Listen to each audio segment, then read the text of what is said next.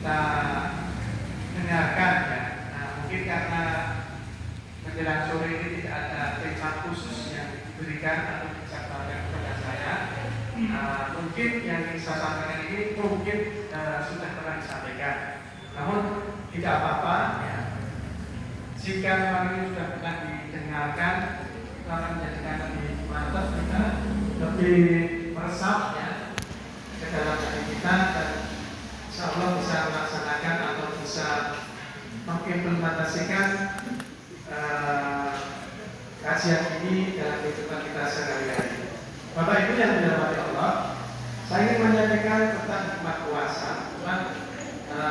Mungkin sudah pernah disampaikan ya, tapi paling tidak beberapa hal yang belum kita dengar. Hikmah puasa di bulan Ramadan itu memang utama ya. Sudah sering disampaikan beberapa ulama, dalam 1 tahun 12 bulan ini hanya ada 1 bulan yang istimewa ya, yaitu bulan Ramadan. Ini memang dikhususkan bagi kita umat Islam. Bulan yang istimewa ini kita bisa menambah ketakwaan kita, juga bisa diampuni ya, dosa-dosanya juga bisa melipat gandakan. Makanya bulan Ramadan itu sangat istimewa. Di dalam bulan yang mulia ini kita bisa memperbanyak amal.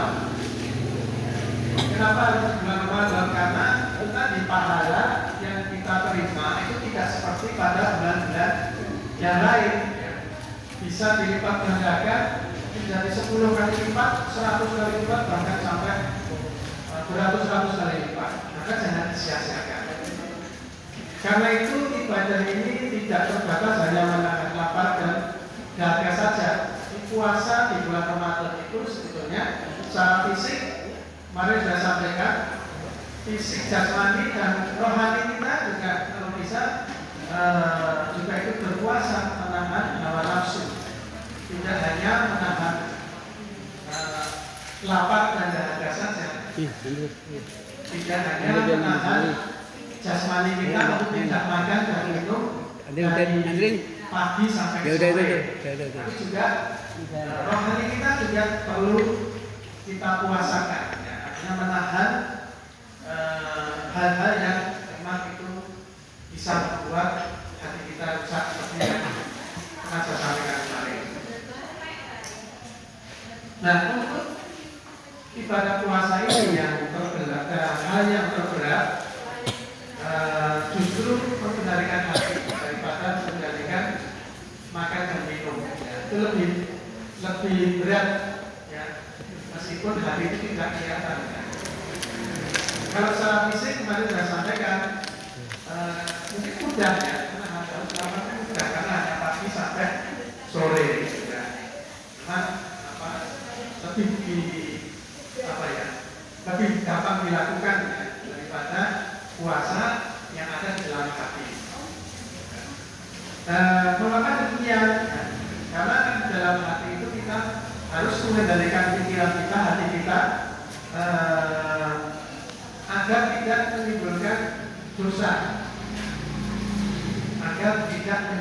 Kalau secara jasmani, fisik itu kelihatan ya, kita berbuat dosa itu kelihatan, mencuri misalnya, atau mungkin berkata yang tidak baik, itu justru kelihatan kalau secara itu. Tapi kalau secara rohani ya, dalam hati kita berbuat dosa, tidak ada yang tahu ya. Tidak ada yang tahu. Contoh kalau kita ini maksud ini batin rohani gitu ya, rasani dalam hati kan tidak ada yang tahu. Tapi itu perbuatan dosa.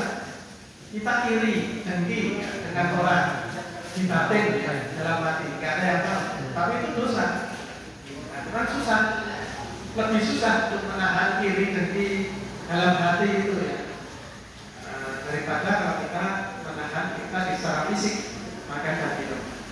Ya. Jadi kita harus bisa mengendalikan hawa nafsu kita yang ada di dalam hati ini ya, untuk tidak berbuat atau tidak berprasangka buruk ya, iri, hati, dengki dan sebagainya. Nah, sejatinya setiap ibadah yang diperintahkan oleh Allah Subhanahu wa taala itu memiliki hikmah dengan pemahaman filosofi dan makna yang mendalam, yang perlu umat Islam pahami dan dimengerti. Nah, sehingga ketika melakukan ibadah puasa Ramadan itu tidak hanya sekedar ibadah yang ikut-ikutan, tapi juga harus kita dalami ibadah itu betul-betul menjadi hal yang terpatri dalam hati kita, tidak hanya sekedar mengikuti ritual saja, kosong dan kosong, tapi hati kita tidak puasa, hanya ikut-ikutan. Padahal ibadah itu sebetulnya bisa diterima oleh Allah, itu syaratnya hanya dua. Ibadah, semua ibadah yang kita lakukan itu akan diterima amal ibadah kita, itu syaratnya hanya dua. Satu apa? Harus ikhlas. Nah itu. Kalau kita melakukan ibadah apapun ya, sholat, puasa, kalau tidak ikhlas tidak diterima amal kita, percuma. Harus ikhlas. Yang kedua adalah mengikuti petunjuk Rasul, ittiba Rasul. Jadi semua ibadah itu sebenarnya sudah ada contohnya. Siapa yang kita contoh? Rasulullah, Nabi Muhammad SAW. Kita sudah beribadah dengan ikhlas, tetapi ibadah kita salah, tidak mengikuti petunjuk Rasul, tidak sesuai dengan apa yang dilakukan oleh Rasulullah, ya tidak diterima. Atau sebaliknya, kita sudah mengikuti petunjuk Rasul, beribadah sesuai dengan tuntunan Rasulullah, tetapi tidak ikhlas, ya sama saja. Harus dua-duanya kita lakukan. Ya, memang kalau untuk mengikuti petunjuk itu memang lebih mudah dibandingkan dengan ikhlasan. Ya, mengikuti petunjuk kan sudah ada pelajaran-pelajaran, buku, baca buku, kemudian majelis taklim sudah banyak. Ya. Di mana-mana diadakan majelis taklim. Nah, kita belajar di situ, termasuk sore hari ini. Termasuk kultum subuh, kultum tarawih itu pembelajaran, mana kita bisa belajar ilmu agama Islam yang tentunya ilmu itu adalah sesuai dengan yang disampaikan oleh Nabi Muhammad SAW. Jadi harus mengikuti petunjuk Rasul. Nah, petunjuk ibadah kita itu adalah Al-Quran dan Sunnah atau hadis ya.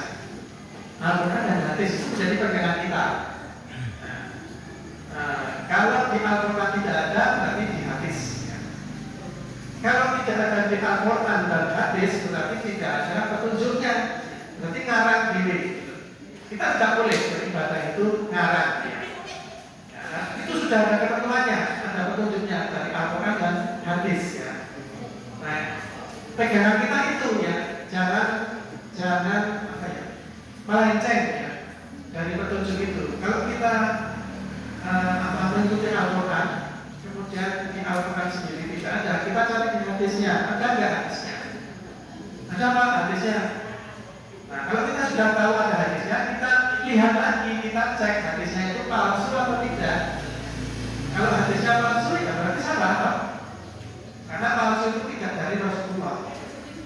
Nah, makanya kita perlu belajar. Ya. Banyak masjid taklim yang sudah ada hampir setiap hari, setiap sore, setiap pagi di masjid-masjid itu mesti ada kajian. Maka pentingnya belajar itu supaya apa? Kita tidak salah dalam melangkah. Kita sejak kecil contohnya sholat misalnya itu sampai tua begini, tapi sholatnya kita hanya ikut-ikutan ya, hanya rangkaian seperti itu ya. Padahal dalam ilmu sholat itu banyak sekali yang perlu kita pahami, yang perlu kita pelajari.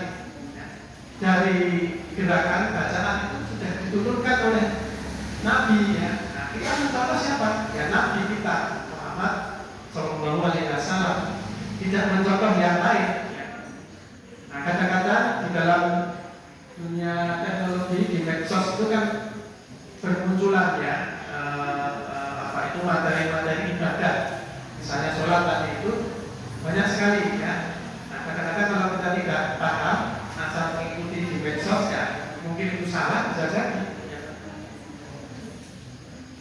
Nah, contoh yang ya, setiap Ramadan Cik keluar di Texas itu video sholat berjamaah yang sholatnya itu super kilat. Ada ya, kita lihat ya, sholatnya itu sangat cepat sekali, mungkin kecepatan cahaya. Karena di daerah tertentu itu ada kelompok yang memang sholat tarawihnya itu sangat cepat. Jadi 23 rakaat itu hanya 7 menit. Itu kan luar biasa. Nah, padahal tuntunan kita, tuntunan Rasulullah itu pada kita itu, kalau sholat itu harus apa? Tumanina ya. Nah, kalau itu di video itu sholatnya sangat cepat sekali. Bismillahirrahmanirrahim. Amin. Nah, sujud terus. Itu nggak tumanina ya.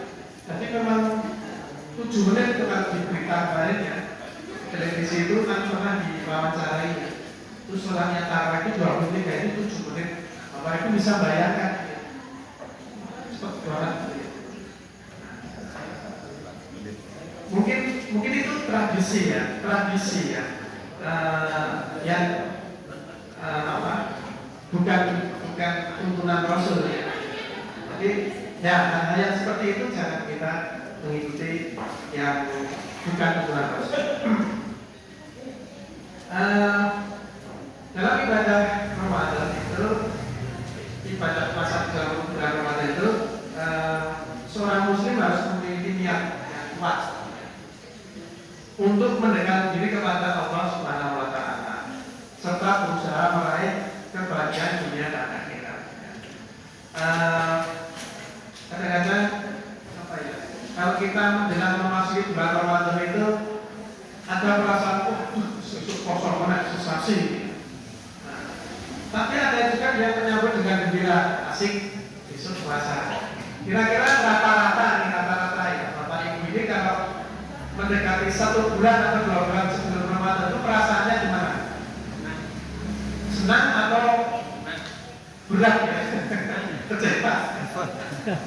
Wah, sesuatu kosong, sensasi loh. Wah, tani sahur, oleh nolak sensasi. Jujur aja kira-kira senang apa sedih? Senang ya, jangan senang ya. Jangan sedih ya. Karena apa? Karena dan itu tadi di awal saya sampaikan, ketika kita masih bulan Ramadan itu ibadah kita yang tadinya hanya pahalanya 10 tapi 100 gitu ya, bahkan beratus-ratus. Nah, di dalam hikmah puasa Ramadan yang perlu diketahui oleh umat Islam itu ada banyak, ada beberapa, tapi nanti tidak saya sampaikan semua karena waktunya juga ada. Hikmahnya yang pertama adalah menjadikan manusia itu bertakwa, karena dalam bulan Ramadan ini banyak pembelajaran sehingga membuat keimanan seseorang itu meningkat. Yang tadinya tidak sholat tarawih atau tidak pernah tahajud, yang mulai dipaksa untuk tahajud yang mulai. Nah, cuma waktunya yang beda. Otomatis apa ya? Dengan paksa ini menjadikan kita terbiasa. Nah, kadang-kadang kalau yang biasa ini apa? Orang Jawa itu contoh ya. Biasanya nggak pernah sholat di masjid, ini karena apa? Ramadan banyak yang terus bareng semangat, gitu ya. Sampai 1 bulan nggak terasa, nanti setelah di luar bulan Ramadan terbiasa. Nggak terasa itu nanti makan yang kecil. Biasanya terus makan kecil misalnya seperti itu. Jadi ada kebiasaan yang memang itu menjadikan apa? Pemaksaan yang baik ya, pemaksaan yang baik gitu ya. Itu yang pertama. Yang kedua itu membuktikan ketaatan kita sebagai umat Islam bahwa apa ya? Ternyata Allah itu ketika memberikan perintah itu apa ya? Kita sebagai umat Islam mungkin apa ya? Takut ya kalau mau meninggal itu takut ya, karena itu tadi ada paksaan. Tapi ya orang kosong, tapi orang itu kosong. Atau orang sholat kunci orang berbeda. Pemaksaan ini kan dalam kita taat kepada Allah Subhanahu wa Ta'ala. 2 itu dulu karena waktunya sudah hampir masuk berbuka.